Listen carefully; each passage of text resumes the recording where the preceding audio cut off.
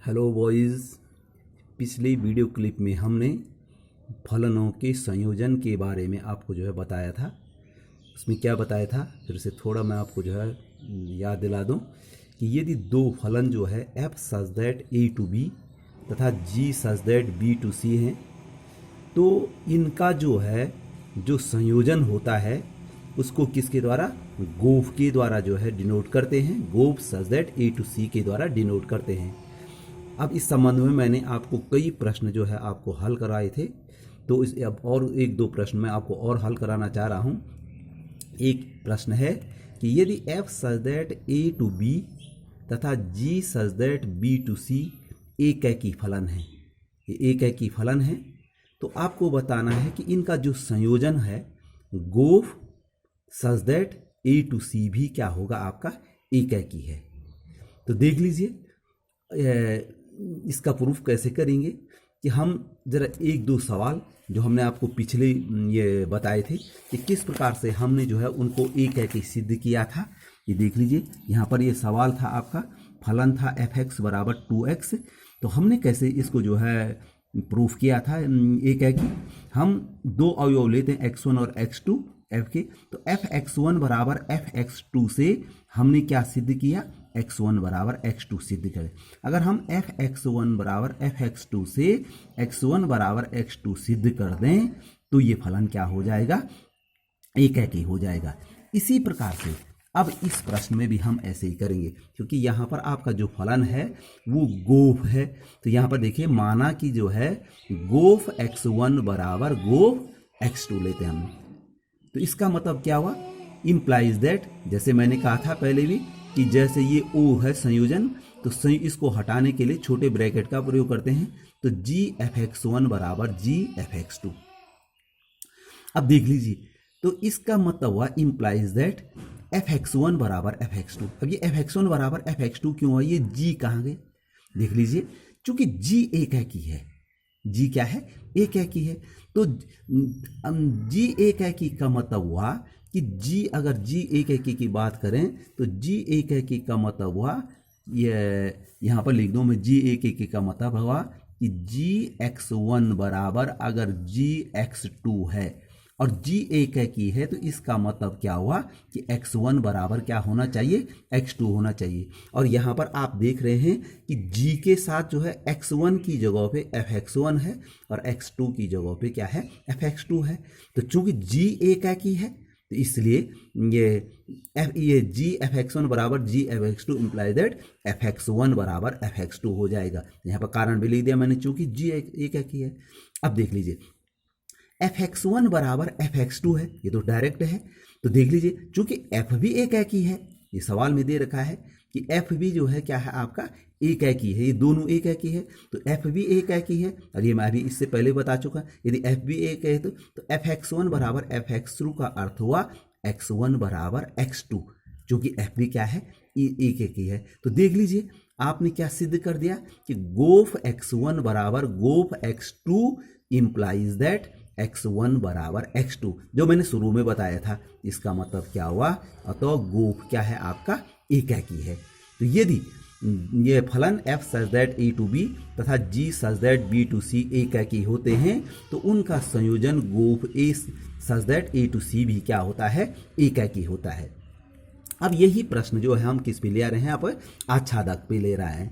तो देख लीजिए कि यदि f such that a to b तथा g such that b to c आच्छादक हैं, तो क्या g o f such that a to c आच्छादक है। जैसे हमने यहाँ पर एकैकी तो सिद्ध कर दिया, तो g o f such that a to c भी आच्छादक है। ठीक हो गया। तो इसका प्रूफ कैसे करेंगे। अब आच्छादक का तरीका वो नहीं है। आच्छादक के लिए तो क्या होना चाहिए कि भाई, ये क्या होना चाहिए कि सबसे पहले देखिए, इसमें आपके ये मान के चलो C में माना एक अवयव Z बिलोंग्स टू C, एक अवयव क्या है, Z बिलोंग्स टू C, अतः G में एक अवयव Y बिलोंग्स टू B का अस्तित्व इस प्रकार है कि GY बराबर Z। ये देखिए, ये चित्र भी बता रहा है कि मान के चलो, ये देखिए मैंने तीन समुच्चय ले रखे हैं A B C, तो मैंने कहा माना Z belongs to C, Z belongs to C, तो माने Z का कोई अवयव C है तो B में एक अवयव Y का अस्तित्व होना चाहिए कि जिसके लिए GY बराबर Z, यानी Y का प्रतिबिंब Z। तो B में एक अवयव क्यों, अब क्यों होना चाहिए कि एक अवयव जो है होना क्यों चाहिए B में Y, क्योंकि जो आपका G है वो आच्छादक है, आच्छादक का मतलब है Z किसी न किसी का तो प्रतिबिंब होगा ही होगा। तो इसका मतलब है कि B में एक अवयव ऐसा होना चाहिए ये Y जिसके लिए GY बराबर Z। अच्छा, अब देख लीजिए, इसको आगे बढ़ाते हैं। तो यहाँ तो हो गया आपका जो है ये इसका मतलब है कि इसमें जो है एक अवयव Y का प्रतिबिंब है। इसी प्रकार से हम अब इसको आगे बढ़ाते हुए लेंगे कि Y बिलोंग्स टू, अब यहाँ पर देखो Y बिलोंग्स टू B के लिए, अब Y बिलोंग, चूंकि आपका F भी तो आच्छादक है, F भी आच्छादक का मतलब क्या हुआ कि किसी अवयव Y बिलोंग्स टू B के लिए A में भी एक अवयव क्या होना चाहिए, X होना चाहिए। एक इस प्रकार से होना चाहिए कि fx बराबर क्या हो जाए, y हो जाए, यानी x का प्रतिबिंब क्या हो जाए, आपका जो है y हो जाए। तो f एक ये वो है, एक की है, इसलिए क्या हो जाएगा आपका जो है, इसका मतलब जो है इस अक्ष का भी अस्तित्व है। तो क्या हो जाएगा आपका, ये देख लीजिए। तो इस प्रकार से ये क्या लेंगे, गोफ x बराबर कैसे लेंगे, गोफ x बराबर जी एफ एक्स, ये ओ हटाने के लिए बराबर जी वाई बराबर जेड। देख लीजिए, गोफ x का प्रतिबिंब क्या हो जाएगा आपका, जेड हो जाएगा, नहीं निश्चित तौर पर x का प्रतिबिंब जेड है। तो यथा क्या हो जाएगा, गोफ जो है आप आच्छादक हो गया है। फिर से सुन लीजिए, एक बार फिर बता दूं कि इसको हमने जो है आपको ये बताना है कि गोफ जो है आच्छादी है। तो आच्छादी के लिए यहाँ वापस है, क्योंकि आच्छादी का मतलब जो है जो सह डोमेन में होता है, सह डोमेन में कोई भी प्रतिबिंब ऐसा नहीं होना चाहिए जो डोमेन के किसी न किसी अवयव का प्रतिबिंब ना हो। तो मैंने यहाँ पर देखो पहले यहाँ से लिया कि सी जो है, माना बी के लिए सी सह डोमेन है, अगर ए को छोड़ दीजिए तो बी डोमेन और सी सह, तो माना जो है सी में एक अवयव जेड है तो बी में भी एक अवयव वाई का यह अस्तित्व होगा। इस प्रकार होगा कि एफ वाई बराबर जेड, क्योंकि जड़ तो सभी जड़ प्रतिबिंब होना ही चाहिए, नहीं तो जो है ये क्योंकि जी आच्छादी है। इसी प्रकार से वाई बिलोंग्स टू बी के लिए ए में भी एक अवयव एक्स का अस्तित्व इस प्रकार से होना चाहिए कि एफ एक्स बराबर वाई, यानी इसका प्रतिबिंब, क्योंकि वाई तो सभी प्रतिबिंब हैं इनके, क्योंकि ये भी एफ भी क्या है आपका आच्छादी है। तो इस प्रकार से हम देख लीजिए, अगर हम गोफ निकालना चाहते हैं तो गोफ एक्स, यानी गोफ के द्वारा अगर एक्स का भी कोई प्रतिबिंब आ जाता है तो गोफ एक्स बराबर हो गया जी एफ एक्स। जी एफ एक्स का मान क्या है यहाँ पर, यहाँ देख लीजिए, एफ एक्स बराबर है आपका वाई। देखो x का प्रतिबिंब y है तो एफ एक्स बराबर y, तो एफ एक्स की जगह पे y और जी वाई बराबर है आपका, यहाँ पर देख लीजिए ये जी वाई का मान यहाँ पर निकाल रखा कि जी वाई बराबर जेड, यानी y का प्रतिबिंब जो है जेड है तो जी वाई बराबर जो है आपका जेड। इसका मतलब जो है कि गोफ जो फलन गोफ है उसमें x का प्रतिबिंब क्या है, सीधे सीधे जेड है। इसका मतलब जो है गोफ क्या है आपका आच्छादक है। तो इस प्रकार हम कह सकते हैं कि यदि फलन जो है आपका f such that a to b और g such that b to c आच्छादक हों तो गोफ a टू c भी क्या होता है आपका आच्छादक होता है। अब एक नई चीज है यहाँ पर, व्युत्क्रमणीय फलन, वो तो उसके संयोजन से संबंधित प्रश्न थे। व्युत्क्रमणीय फलन यानी इनवर्सिबल फंक्शन। ये इनवर्सिबल फंक्शन क्या होता है, जब मैं शुरू में आपको फलनों के संयोजन के बारे में आपको बता रहा था तो मैंने कहा था कि किसी भी मुख्य परीक्षा में आदमी का नाम के स्थान पे वैसे रोल नंबर दिया जाता है, और रोल नंबर के स्थान पर भी एक क्या दिया जाता है, उसके लिए एक जो है दूसरा भी जो है नंबर दिया जाता है। तो क्या होता है कि किसी भी परीक्षा में जब मूल्यांकन होता है तो मूल्यांकन जो अध्यापक करता है उसके सामने तो उसके सामने जो है ये रोल नंबर न हो के ये दिया जाता है, उसका जो है एक विकल्प दिया जाता है, और जब वो जो है आपका जो है रिजल्ट बनता है फिर इसको इसमें बदला जाता है। तो देखो 314 को जैसे मैंने यहाँ पर कह दिया कि NXT लिखा और फिर NXT को इसमें बदला जाता है।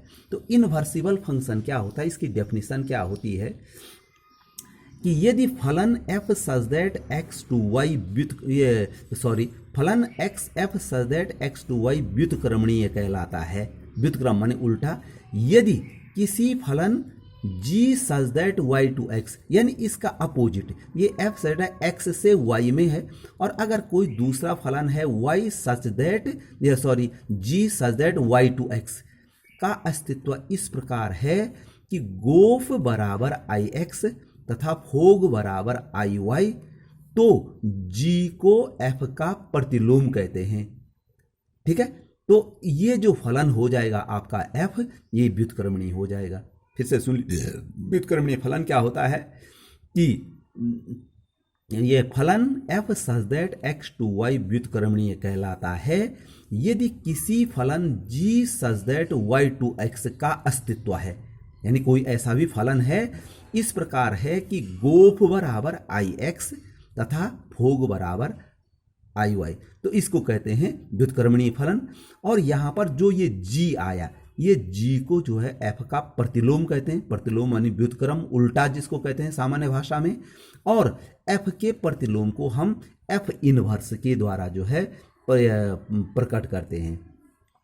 अब इसमें एक सिंपल सी बात है कि यदि जो है f व्युत्क्रमणीय है तो देख लीजिए f such that x to y तो आपका जो है फलन है ही, और यदि g such that y to x इसका उल्टा भी फलन हो जाए तो तब वो व्युत्क्रमणीय कहलाता है।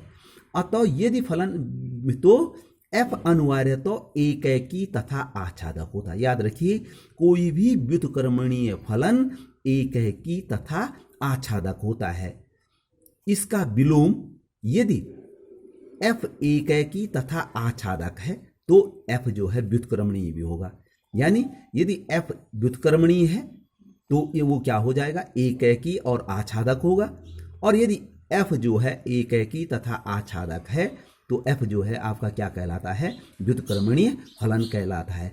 कुछ एक उदाहरण के द्वारा मैं जो शुरू में जब आपको जो है बता रहा था फलन के संबंध में, तो उसमें जरा मैं उसके चित्रों में ले देख लीजिए आप। ये है यहाँ पर आपका ये वाला एग्जाम्पल है, यहाँ पर ये फलन एक है कि ये वाला जो आपको फिगर दिखाई दे रहा है ये आपका एक है की भी है और आच्छादक। देखो इधर से भी फलन और उल्टे से भी फलन, देख लीजिए कैसे हो गया। देखो इधर से फलन एक है की है कि नहीं, एक का प्रतिबिंब आपका जो है C है, दो का प्रतिबिंब जो है आपका ए है, तीन का प्रतिबिंब B है, चार का प्रतिबिंब आपका D है। तो इधर से एक एकी है कि नहीं है, तो ये देखो ये फलन इधर से एक एकी है और साथ में आच्छादी भी है। तो इसका व्युत्क्रम कैसे होगा, अगर हम इसका ये व्युत्क्रमणीय क्यों होगा, ये फलन ये वाला जो है व्युत्क्रमणीय क्यों है, देख लीजिए फिर से देख लीजिए। ये यहाँ से भी एक एकी है यानी फलन है, तो यहाँ से भी फलन है। अब देखो अगर हम उल्टा लेंगे, ये A टू B है, अगर हम एक फलन B टू A ले लें, G such that B to, ये F such that A to B, तो एक एकी है ही। और B से ले लें Y माना दूसरा फलन G लें और वो ले लें हम G such that B to A ले लें, तो देखो यहाँ भी अगर उल्टा ले लें तो इसको ये कह सकते हम कि A का प्रतिबिंब 2, B का प्रतिबिंब 3, C का प्रतिबिंब 1 और D का प्रतिबिंब 4। देखो इधर से भी ये फलन है, इधर से भी ये फलन है। तो ये कैसा फलन है, व्युत्क्रमणीय फलन है। ये इधर से भी एक एकी और इधर से भी एक एकी, यानी एक एकी आच्छादी फलन है। ये एक एकी भी है, आच्छादी फलन है। तो ये जो है क्या होता है आपका व्युत्क्रमणीय फलन होता है। अब इसके दूसरे फिगर पे मैंने देखो यहीं पर मैंने एक एकी दिखा रखा था, ये देख लीजिए। यहाँ पर देखो ए में जो है एक का प्रतिबिंब A है, दो का प्रतिबिंब C है और तीन का प्रतिबिंब D है, यानी A टू B जो है आपका एक एकी है। लेकिन यदि हम इसके अपोजिट सोचते हैं कि B टू A की बात करते हैं, तो ये B टू A एक एकी क्या ये फलन ही नहीं है। ये फलन क्यों नहीं है, यहाँ देख लीजिए। ये फलन इसलिए नहीं है कि देख लीजिए यहाँ पर अगर B को आप पहले तो आपने जो है ए टू बी में ए डोमेन और बी जो है आपने सह डोमेन लिया। अगर बी टू ए की बात करें तो बी टू ए में जो है इसमें बी डोमेन और ए सह डोमेन होगा। अब भाई फलन तो तभी होता जब डोमेन के प्रत्येक अवयव का सह डोमेन में प्रतिबिंब हो। तो अगर हम बी को डोमेन मानते हैं व्युत्क्रम में, तो बी का तो यहाँ कोई प्रतिबिंब ही नहीं है, जबकि परिभाषा के हिसाब से डोमेन के प्रत्येक अवयव का सह डोमेन में एक और केवल एक प्रतिबिंब होना चाहिए।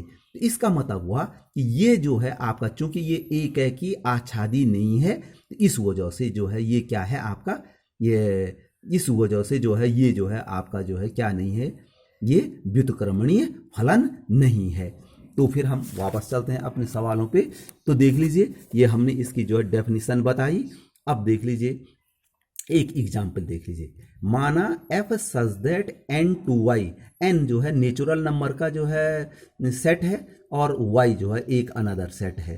तो माना f such that n to y किस प्रकार से, fx बराबर है 4x प्लस 3 द्वारा परिभाषित एक फलन है, जहां y बराबर y belongs to n such that y बराबर 4x plus 3, x belongs to n, x n का अवयव है। ठीक है, सिद्ध कीजिए कि f व्युत्क्रमणीय है और f इनवर्स भी ज्ञात कीजिए। तो भाई जब f व्युत्क्रमणीय होगा तो f इनवर्स तो होगा ही होगा, उसका प्रतिलोम भी होगा। तो देख लीजिए व्युत्क्रमणीय कैसा होता है, ये परिभाषा में फिर से देख लीजिए कि यहाँ पर जो है आपने जो है परिभाषा में साफ कहा है कि f such that x to y व्युत्क्रमणीय कहलाता है यदि किसी फलन g such that y to x का जो है क्या है अस्तित्व इस प्रकार है कि गोफ x बराबर आई एक्स और फोग बराबर जो है आपका आई वाई है। तो देख लीजिए इसमें भी क्या करेंगे, यहाँ पर एक फलन तो दे ही रखा है f such that n to y तो दे रखा है, ये तो फलन एक दे रखा है, लेकिन हमको इसका एक व्युत्क्रम फलन भी चाहिए। क्या है वो, माना दूसरा फलन g है तो g such that y to n opposite चाहिए, तभी हम जो है फोग और गोफ निकाल सकते हैं। तो देख लीजिए यहाँ पर दे रखा है, ये देखिए यहाँ पर fx बराबर 4y धन 3, fx बराबर 4y धन 3 इम्प्लाइज दैट fx को ही हम y कहते हैं। fx को इसलिए तो इसने यहाँ पर लिखा है y बराबर 4x प्लस, fx को ही हम क्या कहते हैं, y कहते हैं, कि माना x का प्रतिबिंब y जिसको कहते हैं। तो यहाँ पर इम्प्लाइज दैट fx की जगह पे हमने y रखा, तो y बराबर हो गया 4x प्लस 3। अब इससे हमने क्या किया, x का मान निकाल दिया। तो देख लीजिए x बराबर हो जाएगा, ये प्लस 3 इधर आएगा -3 और 4 जो है इसके भाग में चले जाएगा, तो x बराबर हो जाएगा y माइनस 3/4 हो जाएगा। अब जिस प्रकार से हमने fx को y लिया, उसी प्रकार से x को हम क्या ले सकते हैं, gy, एक नया फलन ले सकते हैं gy, क्योंकि ये y का फलन है, y में है ये, तो हम इसको लेंगे। x को याद रखिए, फिर से देख लीजिए fx बराबर है, fx को हमने y लिया तो gy x होता है, तो x को हमने क्या ले लिया, gy बराबर हो गया y माइनस 3/4। और यहाँ पर हमको दूसरा फलन भी, ये अपोजिट फलन मिल गया, इसका जो है अपोजिट फलन भी मिल गया। क्या अपोजिट फलन क्या होगा, ये g such that y to n हमको मिल गया ये, तो gy बराबर। अब हमने देखो इसको प्रूव करना है व्युत्क्रमणीय है, तो हम लेंगे गोफ लेंगे। सबसे पहले मैंने इसमें जैसे परिभाषा में है कि गोफ x बराबर, ये हटा के g fx हो जाएगा, और g fx की जगह पे हम लिखेंगे यहाँ पर देख लीजिए fx बराबर है 4x प्लस 3, तो g 4x प्लस 3 जी 4। अब ये किस प्रकार का हो गया, देख लीजिए यहाँ पर फलन है आपका gy, तो ये gy रूप का है gy, तो gy बराबर y माइनस 3/4 है। तो यहाँ पर हमने y की जगह पे क्या रखना है, 4x प्लस 3 रखना है, तो बराबर यहाँ पर देखो gy के रूप का है, तो यहाँ पर y की जगह 4x प्लस, तो 4x प्लस 3 ये लिख दिया मैंने यहाँ पर 4x प्लस 3, अब माइनस 3/4। तो ये देख लीजिए आप 3 और 3 जो है कैंसिल हो गए, और 4x/4, 4 भी कैंसिल हो गया, और बराबर x, और उसको लिखेंगे हम क्या, in इसलिए लिखा है, उसकी आइडेंटिटी यहाँ पर जो है आपकी परिभाषा में आपका जो है क्या लिखा है, ix, क्योंकि यहाँ फलन जो है आपका x2y है ना, यहाँ पर फलन जो है आपका x2y है, तो ix यहाँ पर इस सवाल में फलन है f सच दैट n2y, तो ये हो जाएगा आपका आइडेंटिटी फलन हो जाएगा in। अब हम दूसरी निकाल देंगे, आपका फोग निकालेंगे। तो फोग के साथ जो है, जैसे गोफ के साथ एक्स लगाए तो फोग के साथ वाई। अब यहाँ एक चीज़ का ध्यान देना है कि कभी कन्फ्यूज हो जाता है कि हम यहाँ एक्स क्यों लगा रहे हैं या वाई क्यों लगा रहे हैं। या देखो यहाँ पर जो है, यहाँ पर ये एक्स है ना, तो ये एफ है और एफ के साथ फलन जो है आपका जो है, ये देख रहे हैं आप प्रश्न में कि एफ के साथ जो फलन है आपका एक्स है, जबकि जी के साथ क्या फलन है यहाँ पर देख लीजिए, इसमें जी के साथ वाई है, तो इसलिए यहाँ पर वाई लगाएंगे। फोग वाई बराबर एफ जी वाई हो जाएगा। जैसे हम खोलते हैं एफ, अब यहाँ पर जी वाई का मान लिख दिया मैंने, जी वाई का मान ये है y माइनस 3/4, तो एफ वाई माइनस 3/4। अब ये किस रूप का हो गया, एफ एक्स के रूप पर, ये एक्स की जगह पे है। और यहाँ पर आप देख रहे हैं एफ एक्स बराबर 4x + 3, यहाँ पर एक्स की जगह पे क्या रखना पड़ेगा आपको, y माइनस 3/4, तो ये हुआ 4 और x की जगह पे y माइनस 3/4 और प्लस ये 3 है।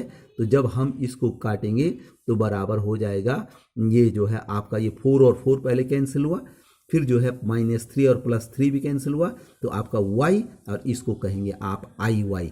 तो आपने देखा इसमें इस क्वेश्चन में कि देखो गोफ बराबर है आपका जो है, ये आपका गोफ बराबर आपका IN आया, यहाँ पर देख लीजिए गोफ बराबर IN आया और फोग बराबर ये है यहाँ पर IY आया। तो इसलिए आपका जो है अतो F क्या है, व्युत्क्रमणीय फलन है। तो F व्युत्क्रमणीय फलन हो गया, तो इसलिए F इनवर्स, F का प्रतिलोम क्या होता है, मैंने कहा भी था परिभाषा में, F का प्रतिलोम होता है G। ये G प्रतिलोम ये जो है F such that X to Y है, A टू B है, और G such that B to A, opposite हो गया उसका। तो F का प्रतिलोम होता है G, और यहाँ पर आपका G का मान है ये y माइनस 3/4 है। तो आपका जो है इसलिए F इनवर्स बराबर हो गया, G भी लिख सकते हैं यहाँ पर, F इनवर्स बराबर कई किताबों में आपको G लिखा हुआ मिलेगा, तो G बराबर हो गया आपका y माइनस 3/4, ये प्रतिलोम हो गया। इसी प्रकार से एक और उदाहरण है कि y बराबर n² such that n belongs to n, f such that n to y। Same सवाल है, सिर्फ फंक्शन बदला है इसमें, fn बराबर n² हुआ है। विचार कीजिए कि सिद्ध कीजिए कि f व्युत्क्रमणीय है, सेम सवाल है। तो सेम सवाल में करने में क्या है, जैसे मैंने इस पिछले सवाल में हमने क्या किया था, यहाँ पर वहाँ पर जो है आपका fx था, यहाँ पर fn है, fn बराबर n²। अब जब वहाँ पर क्या क्या था मैंने, यहाँ पर देखिए इस सवाल में फिर से ले जाता हूँ मैं, fx बराबर ये था आपका, fx को क्या लिखा था हमने, y लिखा था। इस वाले क्वेश्चन में आपका जो है आपका fn है, और तो fn को जो है हमने क्या किया,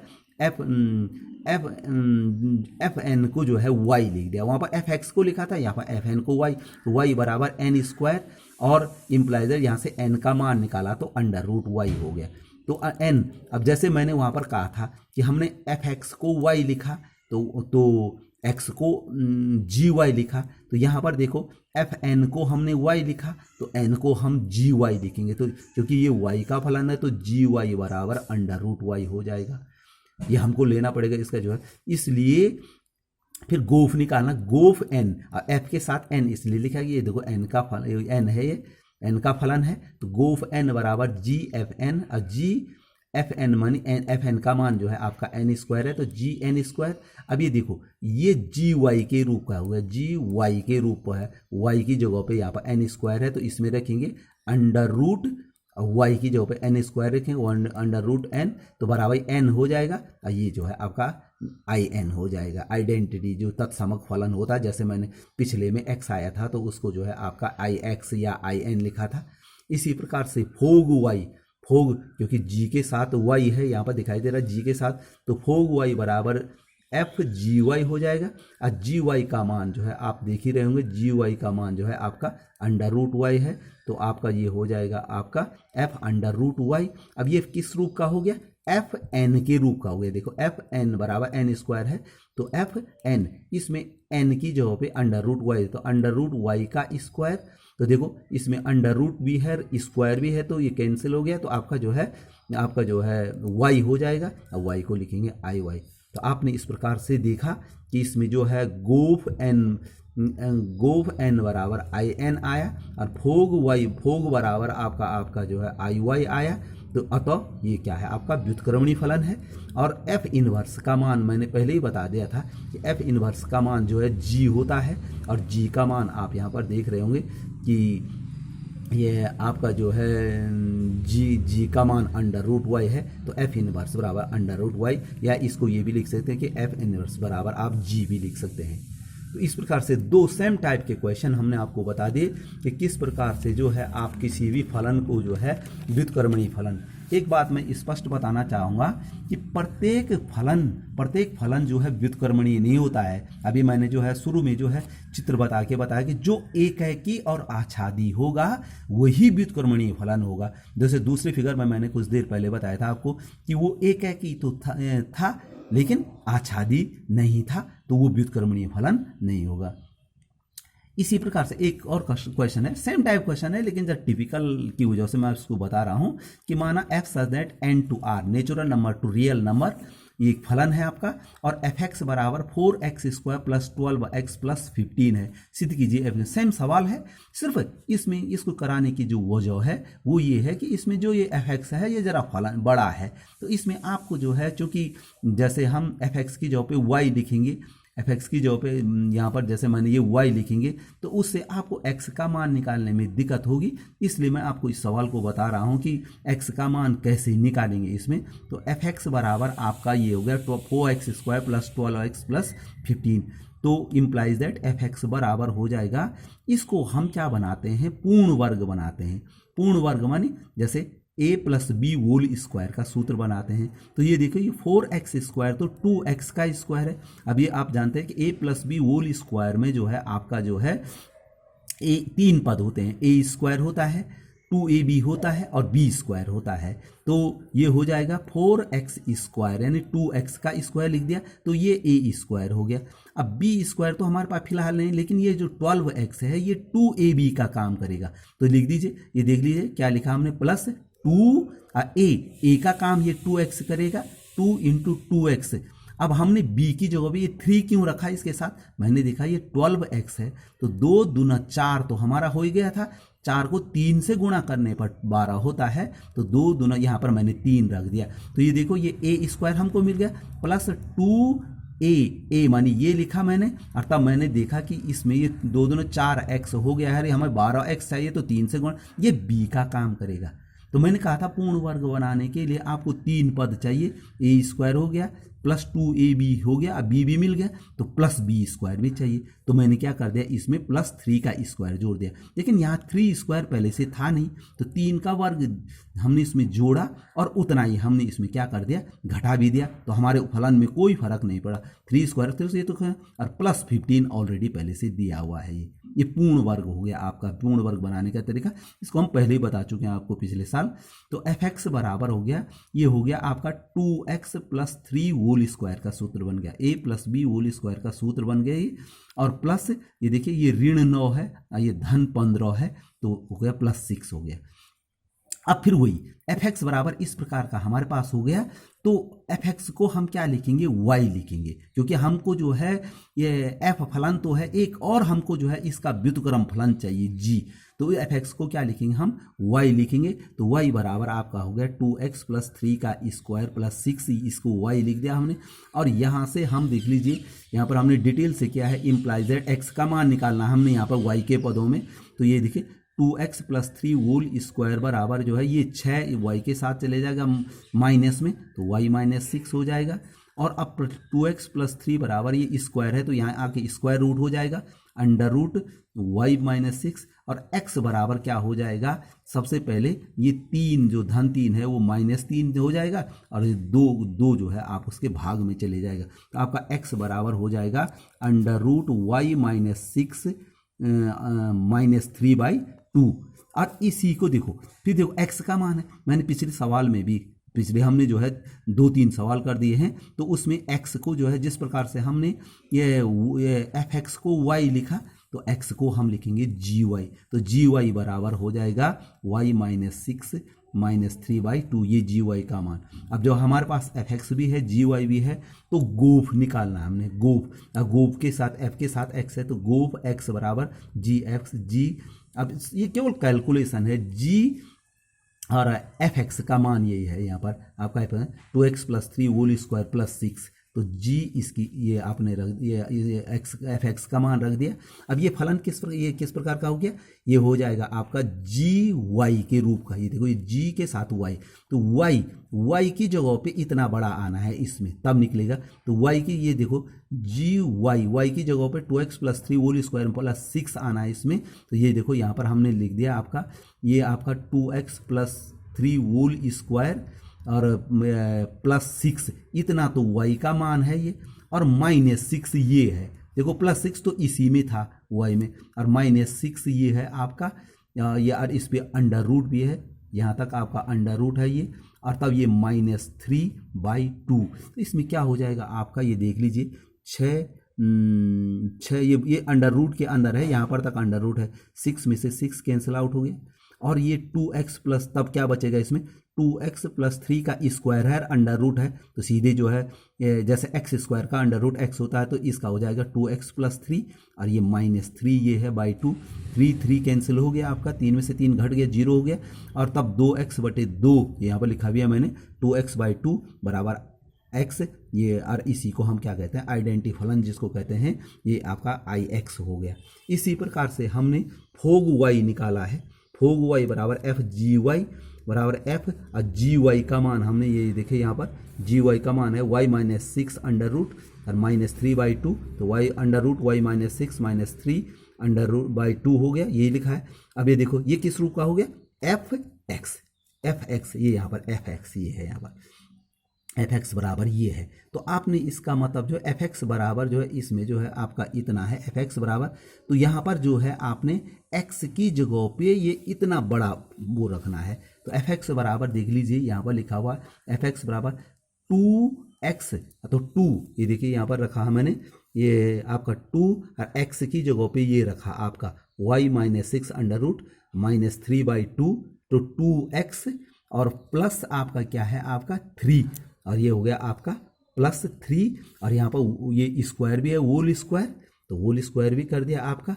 और +6। तो इससे क्या हुआ, सबसे पहले तो ये 2 और 2 कैंसिल हो गया, और 2 और 2 कैंसिल होने से देख लीजिए आपका ये -3 है, +3 ये घट गया, 0 हो गया, और अंडर बचा आपका अंडर रूट y माइनस 6, और अंडर रूट y माइनस 6 का स्क्वायर भी है यहाँ पर, देख लीजिए सारे समाप्त हो गए, ये 2 खत्म हो गया, ये ऋण 3 धन 3 खत्म हो समाप्त हो गया, तो अंडर रूट y माइनस 6 का स्क्वायर है, तो ये y माइनस 6 हो जाएगा, और ये y माइनस 6 मैंने यहाँ पर लिख दिया, और +6 और 6 और 6 कैंसिल हो गया, y तो i हो गया। तो आपका गोफ बराबर हो जाएगा आपका ix, फोग बराबर iy हो गया, ये फोग बराबर आपका iy हो गया।